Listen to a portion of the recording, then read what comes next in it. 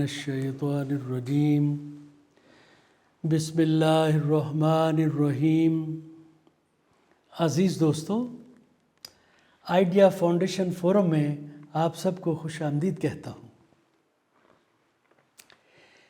कायनात, कुरान और साइंस पर पिछले 3 लेक्चर्स 166, 168 और 170 में हमने कायनात के मुख्तलिफ़ पहलुओं के बारे में स्क्रीन पर दिखाई गई फहरिस्त में से पहले 13 पहलुओं पर कुरान और साइंस की तकाबली मालूमात पर गुफ्तगू की थी। आज हम कायनात के मज़ीद 2 पहलुओं पर कुरान और साइंस की तकाबली मालूमात पर गुफ्तगू करेंगे। ये 2 पहलू हैं, ज़मीन के तहफ़्फ़ुज़ का निज़ाम और दूसरा है ज़मीन की कीमियाई और अर्ज़ियाती साख्त और उसका मकनातीसी फील्ड, जो मैग्नेटिक फील्ड।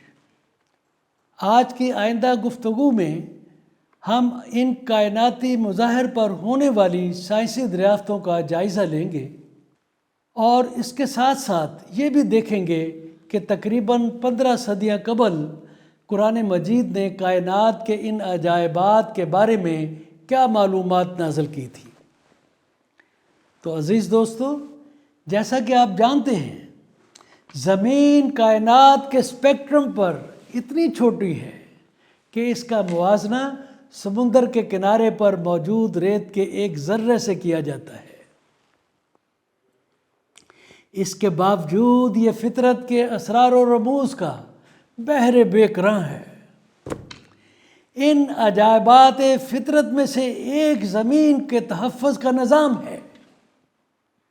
ज़मीन के तहफ़्फ़ुज़ का निज़ाम है जो बुनियादी तौर पर 4 अहम पहलुओं पर मुश्तमिल है। अव्वल, ज़मीन बुनियादी तौर पर उन्हीं अनासर पर कायम है जो निज़ाम शमसी के बुनियादी अंसर हैं जिससे उसका ताल्लुक़ है। सूरज का 98% हिस्सा 3 गैसों यानी हाइड्रोजन, हेलियम और लिथियम पर मुश्तमिल था। इस तरह की यकसानियत यानी सूरज और ज़मीन की यकसानियत उसे मादर शमसी निज़ाम के अंदर तवाज़न, हम आहंगी और पायदारी फराहम करती है। हर एक बात के मुतल्लिक़ कुरानी हवाला जात स्क्रीन पर नज़र आते हैं। दोयम, ज़मीन पर पानी और लोहे का उतरना ज़मीन पर ज़िंदगी की ज़मानत देता है। सोयम, 7 तहों पर मुश्तमिल फ़िज़ा एटमॉस्फियर ज़मीन को एक हिफाजती छत फराहम करता है जो ज़मीन और उस पर ज़िंदगी की बका और इस्तेहकाम के लिए नुकसानदेह मादे को ज़मीन पर उतरने से रोकता है और ज़मीन के लिए उसकी अफादियत को मद्देनज़र रखते हुए, यानी ज़मीन की ज़रूरत को मद्देनज़र रखते हुए आने वाले मादे को फ़िल्टर भी करता है, चुनाव करता है। चहारम, पहाड़ों की तख्लीक ने ज़मीन के इस्तेहकाम को यकीनी बनाया है। ये चौथी बात है। अब हम ज़मीन के तहफ़्फ़ुज़ के निज़ाम के इन 4 पहलुओं पर साइंसी दरियाफ़्तों और कुरान हकीम के सदियों पहले किए गए इंकशाफ़ात के तनाज़र में कुछ तफसील से बात करेंगे। तो अज़ीज़ दोस्तों, सूरज की 98% कमियत यानी मैटर, इसकी पैदाइश के वक़्त 3 गैसों यानी हाइड्रोजन, हेलियम और लिथियम पर मुश्तमिल थी जो तवानाई, हरारत और रोशनी का मंबा है, सोर्स है। लाखों डिग्री गर्म हाइड्रोजन एटमों के एक साथ कंप्रेस होने से हेलियम एटम बनते हैं। सूरज के मरकज़ में ये फ्यूज़न रिएक्शन तवानाई के इखराज का सबब बनता है। इस तरह ये ज़मीन पर ज़िंदगी की पायदारी के लिए तवानाई, हरारत और रोशनी का एक मुस्तकिल ज़रिया बन गया। ज़मीन पर मौजूद तमाम जानदारों का इन्हिसार सूरज से हासिल होने वाली बरकी मकनातीसी ताबकारी पर है। شمسی توانائی کی فوٹوسنتھسس میں تبدیلی پودوں کی لائف لائن ہے۔ عملی طور پر تمام ایندھن جیسے گیس، تیل اور کوئلہ لاکھوں سال پہلے برقی مقناطیسی تابکاری کی وجہ سے شمسی توانائی کی محفوظ شکلیں ہیں، محفوظ کی ہوئی شکلیں ہیں۔ پچھلی صدی کے وسط سے شمسی توانائی کو فوٹو وولٹیک آلات کے ذریعے براہ راست بجلی میں تبدیل کیا جا رہا ہے، جبکہ فوٹو تھرمل ڈیوائسز کا استعمال سورج کی روشنی سے بھاپ پیدا کر کے جنریٹروں کو چلانے کے کام آتا ہے، جس سے کئی مقاصد حاصل کیے جاتے ہیں۔ اسی طرح سورج کی طرف سے زمین پر جاری ہونے والی توانائی کی مقدار اس قدر مناسب ہے کہ ہائیڈرولوجیکل سائیکل مؤثر ترین طریقے سے کام کرتا آ رہا ہے۔ زمین کا اپنے محور پر گھومنا، محور پر لٹو کی طرح، اور سورج، زمین اور چاند کی گردش دن رات کے بدلنے، موسموں کی تبدیلی اور وقت کی پیمائش کا سبب بنتے ہیں۔ عزیز دوستو، قرآن حکیم بتاتا ہے کہ کائنات کے عناصر بشمول سورج اور زمین کے درمیان تعلق سائیکلیکل نظام پر مبنی ہے۔ سورہ سجدہ کی آیت 5 اس حقیقت کی طرف اشارہ کرتی ہے۔ یدبر الامر من السماء الى الارض ثم یعرج الیہ فی یوم کان مقدارہ الف سنۃ مما تعدون۔ وہ آسمان سے زمین کی طرف ہر ایک معاملے کو ترتیب دیتا ہے، پھر وہ ایک دن میں اس کی طرف چڑھ جائے گا، واپس لوٹ جائے گا، جس ایک دن کی حد 1000 سال ہے جنہیں تم شمار کرتے ہو۔ اس طرح قرآن حکیم میں سورہ المومنین کی آیت 18 میں پانی کے اترنے اور سورہ الحدید کی آیت 25 میں لوہے کے اترنے کا ذکر کیا ہے۔ کئی آیات ہیں جو ہائیڈرو سائیکلنگ نظام اور زمینی زندگی پر اس کے اثرات کو بیان کرتی ہیں۔ ان میں سے کچھ کے حوالہ جات سکرین پر دکھائے گئے ہیں، نوٹ فرما لیجیے۔ عزیز دوستو، کچھ عرصہ قبل سائنس نے دریافت کیا ہے کہ زمین کی فضا میں 7 پرتیں ہیں، یعنی تہیں ہیں، لیئرز ہیں، جو سائیکلیکل سسٹمز کے آپریشنز میں اہم کردار ادا کرتی ہیں، اور یہ زمین کو خلا میں گھومنے والے مختلف عناصر کے تباہ کن حملوں کے خلاف حفاظتی چھت فراہم کرتی ہیں۔ ان تہوں کو ٹروپوسفیئر، اسٹریٹوسفیئر، میسوسفیئر، تھرموسفیئر، ایکسپوسفیئر، آئونوسفیئر اور میگنیٹوسفیئر کا نام دیا گیا ہے۔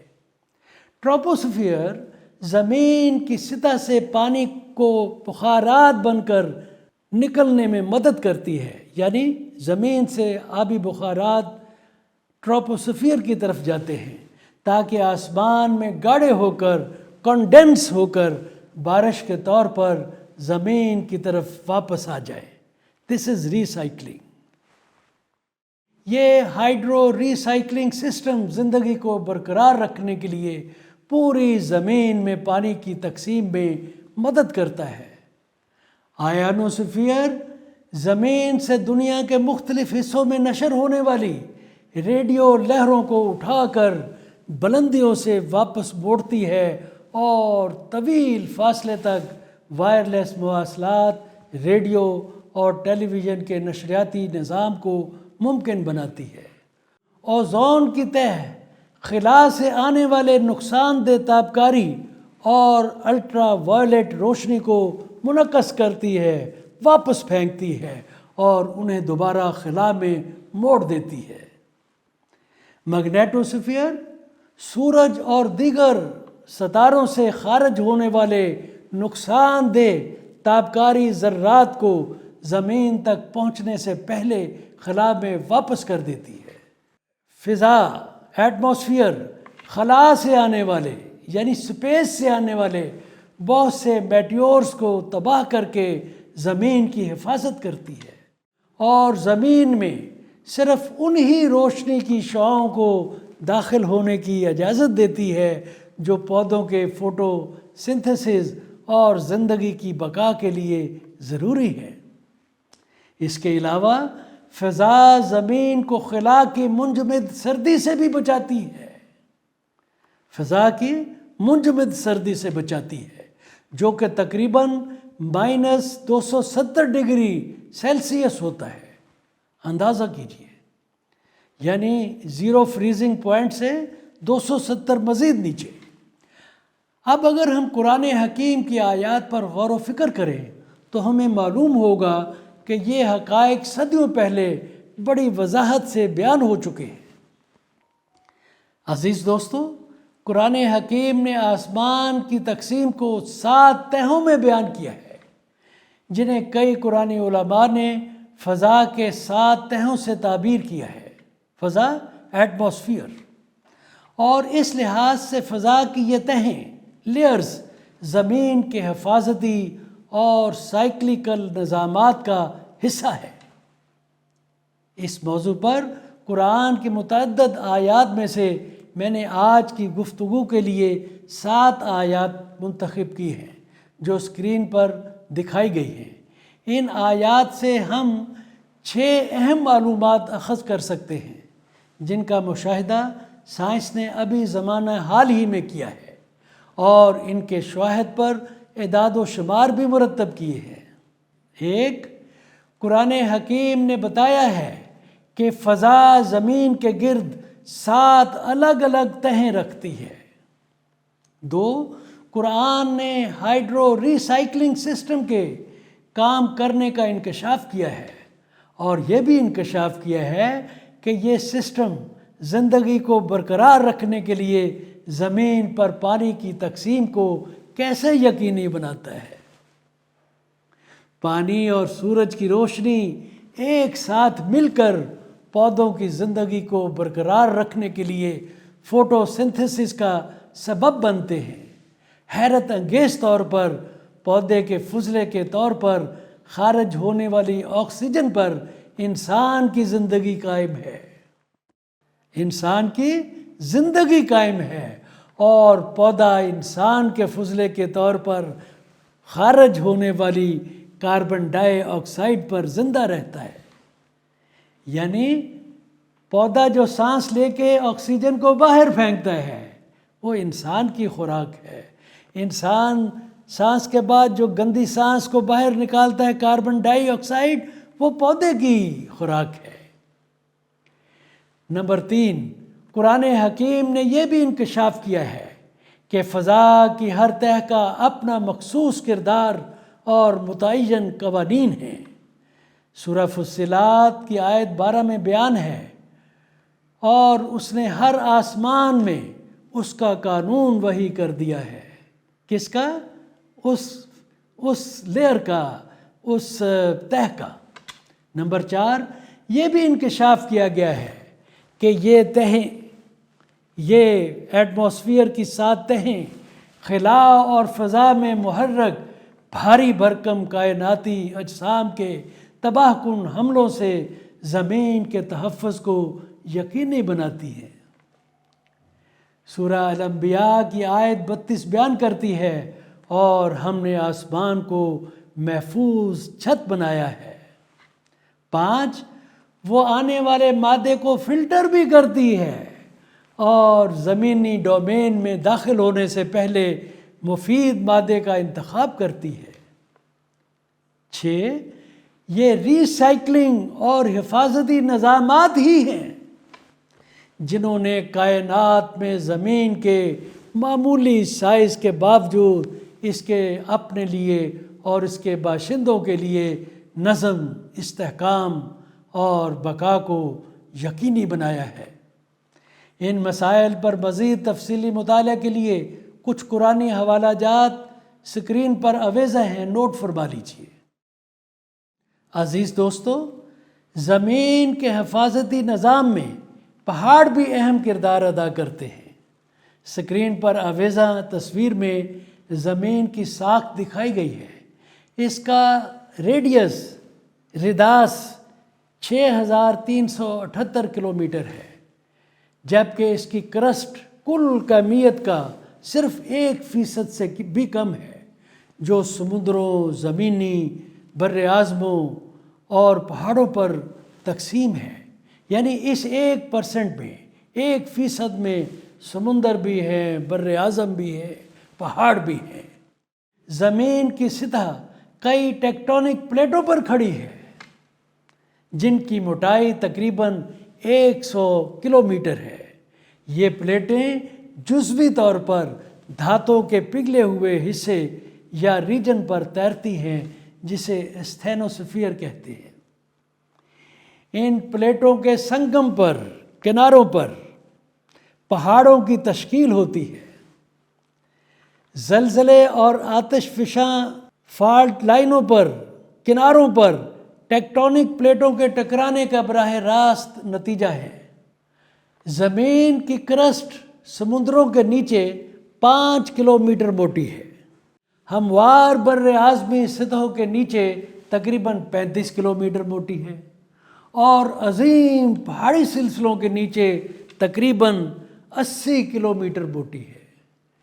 اس کا مطلب ہے کہ پہاڑ زمین کی کرسٹ میں گہرے کھونٹے ہوئے ہیں، دھنسے ہوئے ہیں، مضبوطی سے دھنسے ہوئے ہیں، تاکہ پہاڑوں کو مضبوط بنیادیں اور زمینی نظاموں کو استحکام فراہم کیا جا سکے۔ آسان الفاظ میں ہم یہ کہہ سکتے ہیں کہ پہاڑ پلیٹوں کے کناروں پر زمین کی سطح کے اوپر اور نیچے پھیل کر کرسٹ میں ٹیکٹونک پلیٹوں کو ایک ساتھ جکڑے ہوئے۔ یہ زمین کی کرسٹ کو ڈھلکنے سے بچاتے ہیں اور اس کی پلیٹوں کے درمیان استحکام کو یقینی بناتے ہیں۔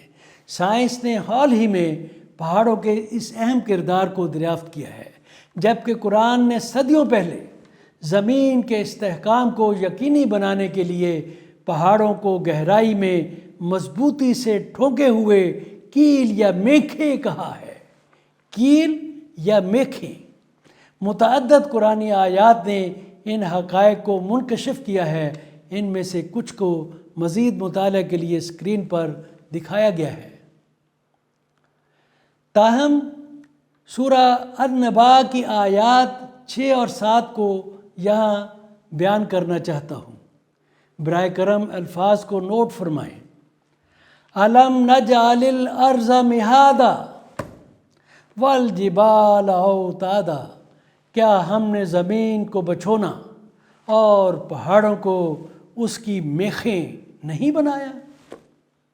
عزیز دوستو، پہاڑوں کی حرکت کے بارے میں ایک اور بہت ہی حیران کن حقیقت قرآن حکیم نے بتائی ہے۔ اس سے پہلے کہ ہم اس سلسلے میں سائنس کی حالیہ دریافتوں پر بات کریں، آئیے سورہ النمل کی آیت 88 کا مطالعہ کرتے ہیں۔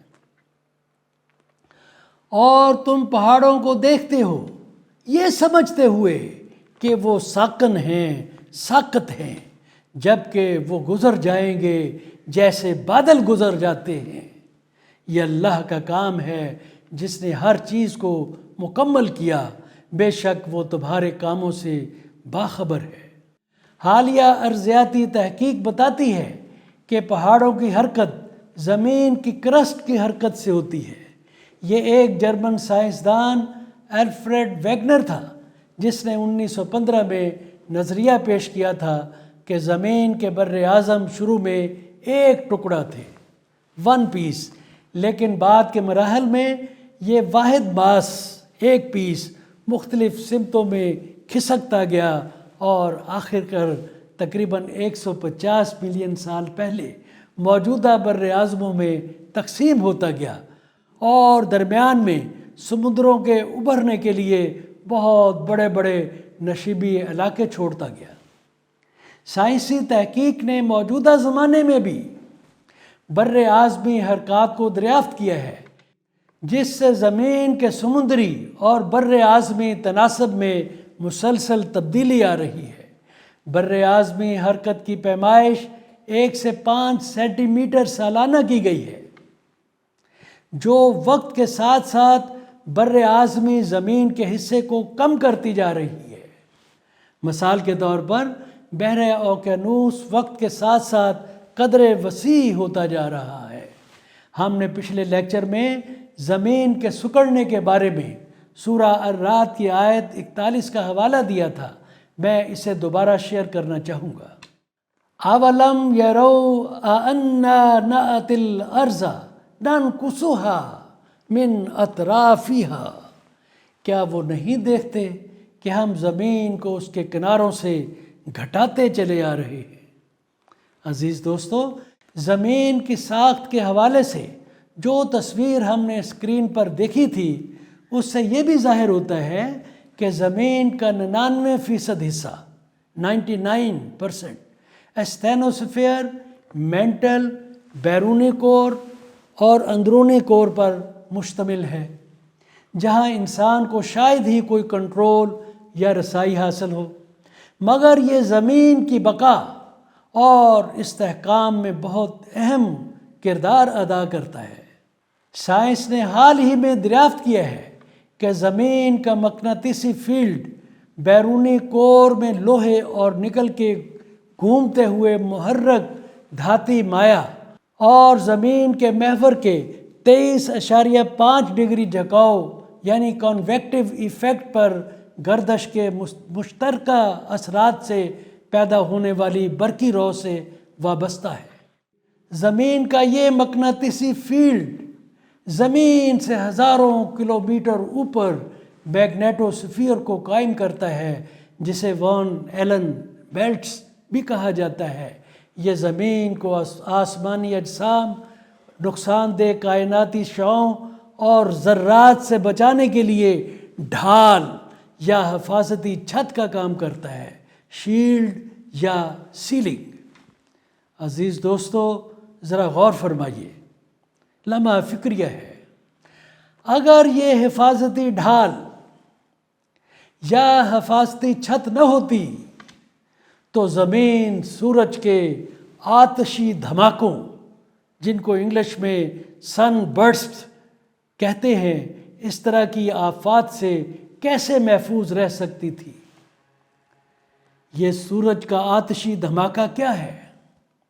سورج کا ایک آتشی دھماکہ ہیروشیما پر گرائے گئے 100 بلین 100 ارب ایٹم بموں کے برابر ہے۔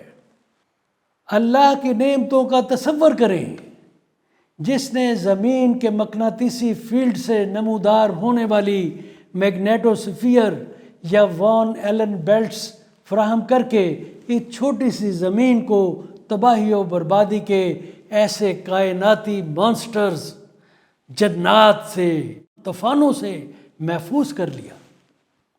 تقریباً 1500 سال پہلے نازل ہونے والی سورہ الانبیاء کی آیت 32 میں فضا کی تہوں کے اس نظام کو قرآن حکیم نے محفوظ چھت کا نام دیا ہے۔ محفوظ چھت۔ آیت کے الفاظ پر غور فرمائیے۔ وَجَعَلْنَا السَّمَاءَ سَقْفًا مَحْفُوظًا وَهُمْ عَنْ آيَاتِهَا مُعْرِضُونَ، اور ہم نے آسمان کو محفوظ چھت بنایا، مگر وہ اس کی نشانیوں سے منہ پھیر رہے ہیں۔ ان لمحات کے بارے میں بھی سوچیں کہ جب یہ محفوظ چھت زمین سے ہٹا دی جائے گی، جیسے کہ سورہ التکویر کی آیت 11 میں بیان ہے، وَإِذَا السَّمَاءُ كُشِطَتْ، وَإِذَا السَّمَاءُ كُشِطَتْ، اور جب آسمان چھن جائے گا اور آسمان کو ہٹا دیا جائے گا۔ تو میرے عزیز دوستو، اس کے ساتھ ہم آج کی گفتگو کا اختتام کرتے ہیں۔ یہ پروگرام اردو اور انگریزی دونوں زبانوں میں ریکارڈ کیے گئے ہیں۔ ان کی ویڈیوز آئیڈیا فاؤنڈیشن کی ویب سائٹ، اس کے یوٹیوب چینل اور فیس بک پر دیکھی جا سکتی ہیں۔ پچھلی ویڈیوز اور تحریری کاپیاں بھی فاؤنڈیشن کی ویب سائٹ پر دستیاب ہیں۔ پڑھنے کے شوقین خواتین و حضرات ان سے استفادہ کر سکتے ہیں۔ آج کا لیکچر نمبر 172 ہے۔ براہ کرم اس کا کوڈ نمبر نوٹ فرما لیں، آئیڈیا 2R11۔ تمام دوستوں سے گزارش ہے کہ اس نیک مقصد کے حصول میں اپنا حصہ ڈالنے کے لیے فاؤنڈیشن کے یوٹیوب ویب چینل کو ضرور سبسکرائب کریں۔ آپ کی شرکت کا شکریہ۔ اللہ حافظ۔